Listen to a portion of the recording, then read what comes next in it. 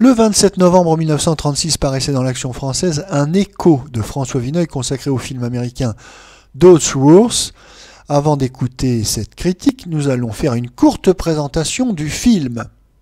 Dodge Wars, un film de 1936 de William Wyler avec dans les rôles principaux Walter Huston, Ruth Chatterton, Paul Lucas, Mary Astor, Catherine Marlowe et David Niven. Le sujet: Samuel Dodsworth, c'est-à-dire Walter Huston, parti de rien, a bâti une société automobile puissante. Il est un pilier de la ville de Zenith, Indiana. Arrivé dans la vie, il décide de vendre sa société pour prendre sa retraite et partir visiter l'Europe avec son épouse, Frances Dodsworth, Ruth Chatterton. Ce voyage vers ce continent encore inconnu va révéler le fossé qui les sépare. Sam ne désire que découvrir les beautés et la culture du vieux continent alors que son épouse, Fran, ne rêve que de mondanité où elle pourra rencontrer l'élite européenne. Fran désire par-dessus tout retenir sa jeunesse qu'elle sent lui échapper et flirte outrageusement avec des hommes plus jeunes qu'elle.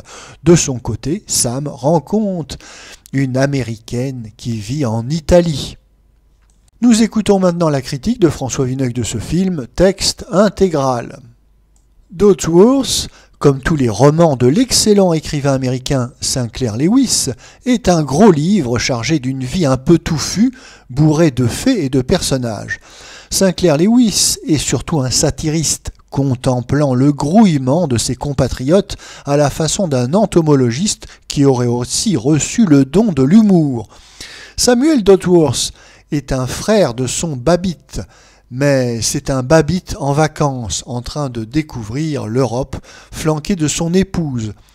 Sinclair Lewis a voulu dessiner la physionomie particulière des Yankees lancés à la conquête de Londres, de Paris ou de Vienne.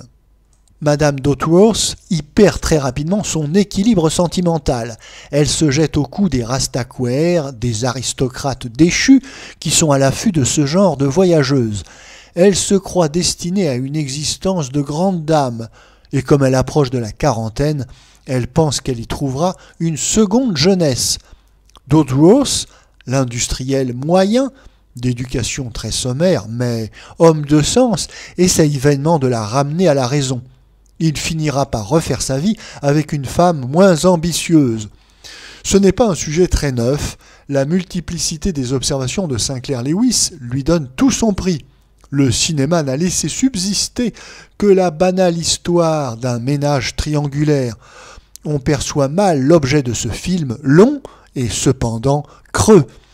Ce qui mérite d'être noté, c'est le naturel de l'interprétation, celle d'une ancienne étoile comme Ruth Chatterton ou d'un comédien de second plan comme Walter Huston, dans des rôles qui appellent les pires poncifs. On imagine ce que ces personnages seraient devenus avec M. Franzen et Mme Gaby Morley, par exemple.